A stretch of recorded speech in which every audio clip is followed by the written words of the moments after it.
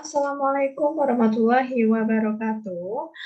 Pertama-tama, marilah kita panjatkan puji syukur kehadirat Allah Subhanahu wa Ta'ala, karena berkat rahmat dan hidayahnya, sehingga saya dapat menyelesaikan tugas pengganti presensi saya dengan baik. Kemudian yang selanjutnya saya ucapkan terima kasih kepada Bapak Ilham selaku dosen saya di mata kuliah Kelembagaan Negara kelas A yang telah memberikan kelonggaran kepada saya untuk mengganti presensi saya pada hari Rabu tanggal 13 Juli 2022 kemarin dikarenakan ada tes TOEFL. Kemudian di sini masuk ke dalam pembahasan mengenai salah satu lembaga negara yang sudah Bapak bahas, yang kemudian akan saya ulas kembali. Tidak lupa, perkenalkan nama saya Reza Aisyana Cahya Sofan, NIM 19.24292, saya dari Hukum Kelembagaan Negara kelas A. Di sini saya akan mengulas suatu lembaga negara yang disebut sebagai Badan Pemeriksa Keuangan atau BPK. Kemudian, kita masuk ke dalam pengertian BPK.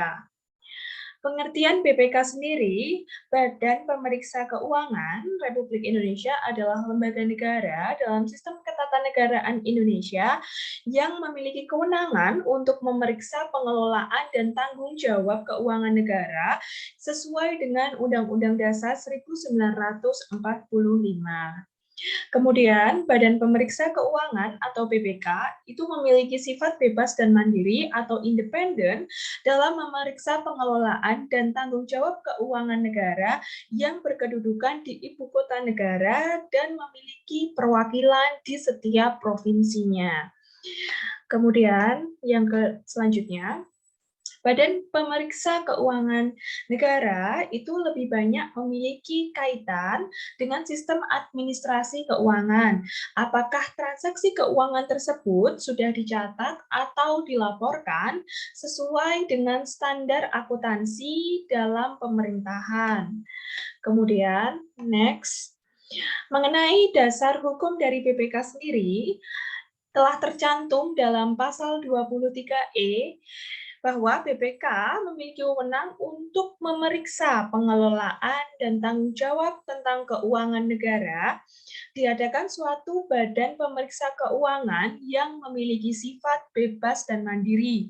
Kemudian pada pasal 23E ayat 2 bahwa hasil pemeriksaan keuangan negara akan diserahkan kepada Dewan Perwakilan Rakyat, kemudian Dewan Perwakilan Daerah, dan Dewan Perwakilan Rakyat Daerah atau lebih dikenal dengan DPRD sesuai dengan kewenangannya. Kemudian pasal 23E ayat 3 bahwa hasil pemeriksaan tersebut akan ditindaklanjuti oleh lembaga perwakilan atau badan yang berwenang sesuai dengan Undang-Undang Dasar 1945.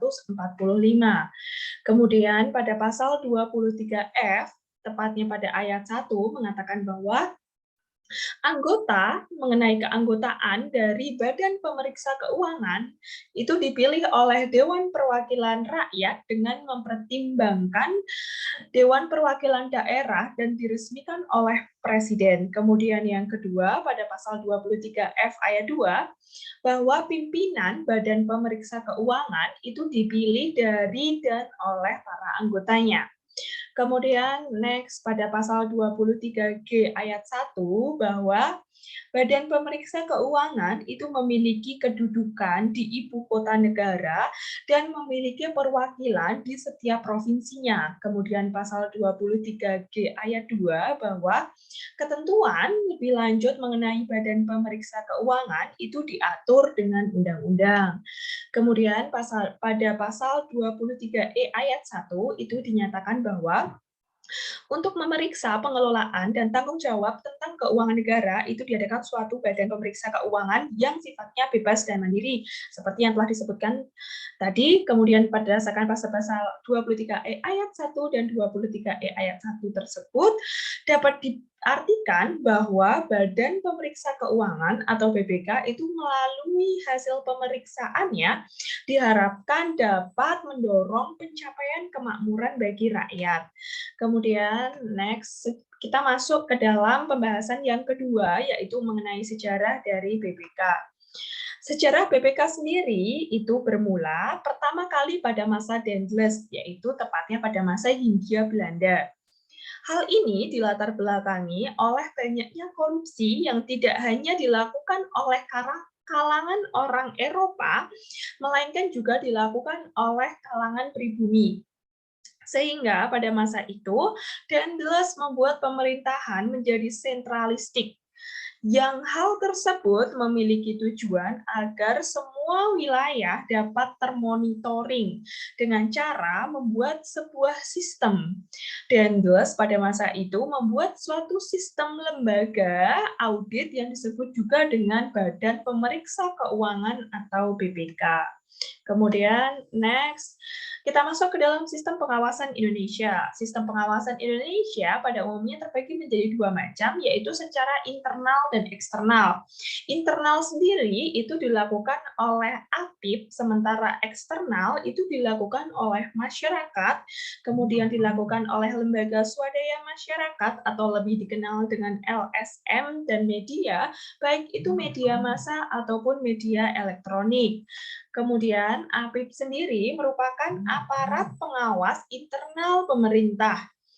Dan APIP sendiri itu terdiri dari 3 macam. Yang pertama ada inspektorat yang merupakan badan kepengawasan yang pengawas tersebut pada aspek kinerjanya, kemudian ada BPKP yang merupakan badan pengawas keuangan dan pembangunan, kemudian ada NGO atau non-government yang dilakukan oleh masyarakat atau LSM. Secara umum, sifat dari pengawasan sendiri itu terbagi menjadi dua macam, baik itu secara preventif maupun secara represif. Secara preventif itu artinya bahwa pengawasan secara preventif itu memiliki hasil luaran yang berupa rekomendasi. Sementara secara represif bahwa pengawasan secara represif tersebut memiliki hasil luaran yang berupa laporan ataupun audit. Kemudian next, mengenai keanggotaan BPK tersebut telah diulas sebelumnya pada dasar hukum, tetapi hal ini kita kembalikan, kita ulas kembali bahwa anggota BPK itu dipilih oleh DPR, Dewan Perwakilan Rakyat, sebagai representasi dari rakyat dengan menggunakan pertimbangan dari DPD atau Dewan Perwakilan Daerah yang tidak bias kepentingan dan secara resmi diresmikan oleh pemerintah, yaitu Presiden. Kemudian kita masuk kepada apa saja problematika dari Badan Pemeriksa Keuangan. Berdasarkan pada kewenangannya, pemeriksa keuangan tersebut dilakukan oleh BPK, sehingga dapat diketahui ada atau tidaknya kerugian negara. Tetapi hal ini secara de facto, APIP itu sering mengeluarkan hasil laporan yang berupa audit keuangan. Oleh karena itu, problematikanya yaitu terjadi tumpang tindih mengenai kewenangan dari BPK dengan APIP. Kemudian, jika kita merujuk kepada salah satu tujuan negara Republik Indonesia yang bertujuan untuk memajukan kesejahteraan umum, sehingga Badan Pemeriksa Keuangan atau BPK itu sebagai pemeriksa pengelolaan keuangan negara yang digunakan untuk mewujudkan kesejahteraan rakyat itu diharapkan untuk dapat mendorong tercapainya tujuan negara tersebut.